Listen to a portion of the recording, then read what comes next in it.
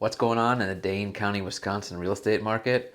Well, that's what we're here to talk about. We're talking about the statistics from July 10th to July 16th, the last 7 days. And if you caught last week's video, you may remember that there were some anomalies that were probably created by the 4th of July weekend or the 4th of July landing on a Tuesday and having some days in the week where people weren't really doing their normal activities. So are things back to normal? Let's find out, shall we? We'll start like we always do with new active listings. This week there are 145 new active listings, and that is an increase of 36 from the previous week. And that's an increase of 33%. Okay, of those 145, how many of them are already under contract? The number's 13. 13 of the 145 new active listings went under contract in that same 7-day period. And that's also up 7 from the previous week.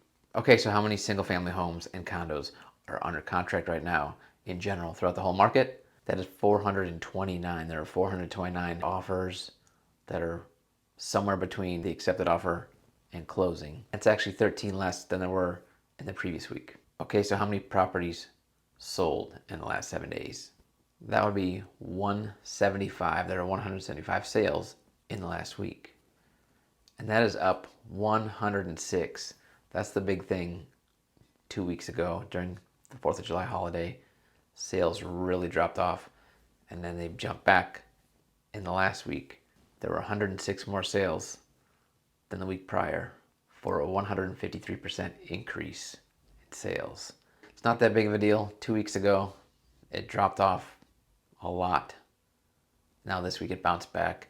The 175 sales in the last week was just slightly off from 3 weeks ago when it was 183. So that's just a difference of 4%, but at least it did bounce back. So with that considered, how many active listings are there that you can purchase right now? There are 549 single family homes and condos that are available to purchase in Dane County as I film this.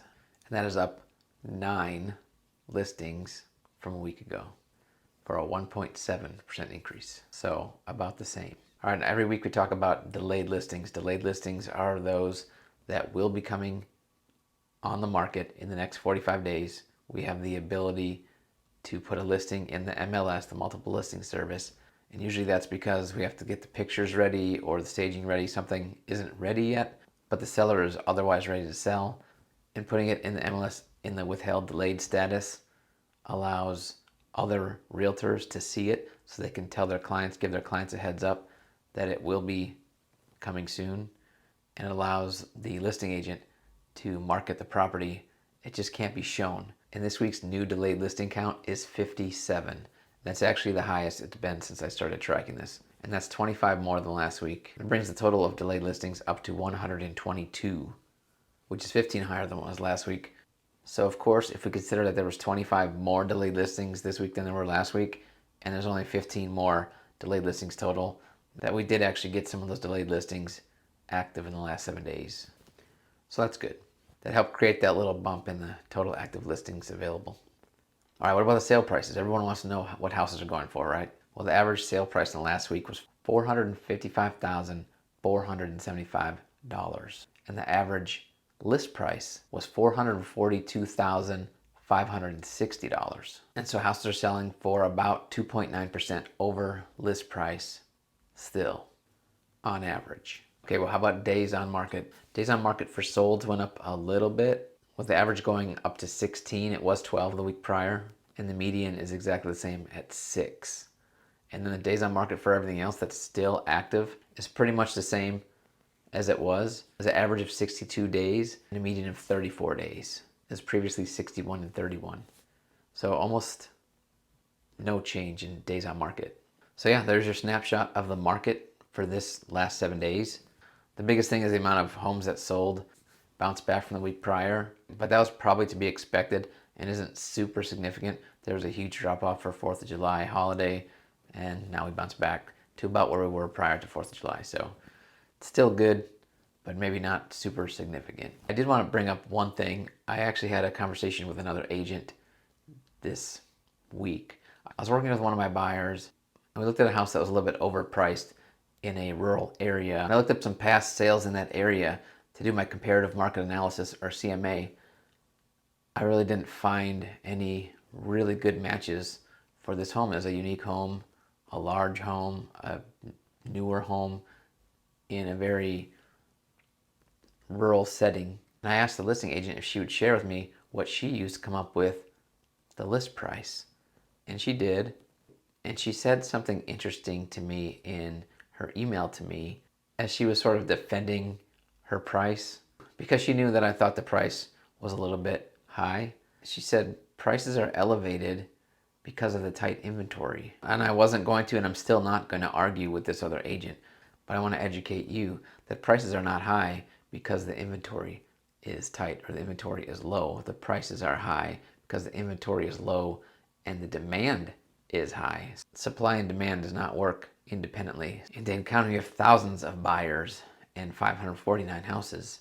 And we're in kind of a weird time right now where interest rates are really high and people perceive these home prices as really high. But even though there's thousands of buyers out there for these 549 properties, the people aren't fighting over all 549 properties because they'd all be gone. So what's happening are the desirable properties are coming on the market that are priced right. They look good. We call it the white trim gray walls effect, meaning they're move-in ready, they look nice, you don't have to do anything to them. People are fighting over those. That's why the sale price to list price is 103% right now. Because the homes that are selling, there is still some competition because there's so many buyers out there still. So what some listing agents are trying to do with their sellers is act like all the values of the houses are going up because some of the houses have competition, because some of the houses have several buyers bidding up and raising the prices. So their listing should be arbitrarily worth more money. And that's not the case. I don't want you to go into a property that's been sitting on the market for a few weeks or even a month and treat it like you need to bend over backwards to try to get those properties.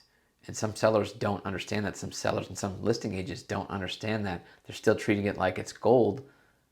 It's only gold if you have people fighting over it. That's what makes it gold.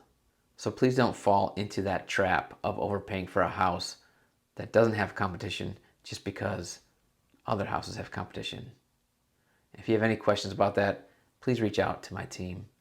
We love to help people navigate through these things. And it's not just buyers. For helping you sell, we still have to navigate this process and keep it realistic for the market. Because a lot of people that don't understand that end up missing the market completely, and then the house just sits, and then you're losing money.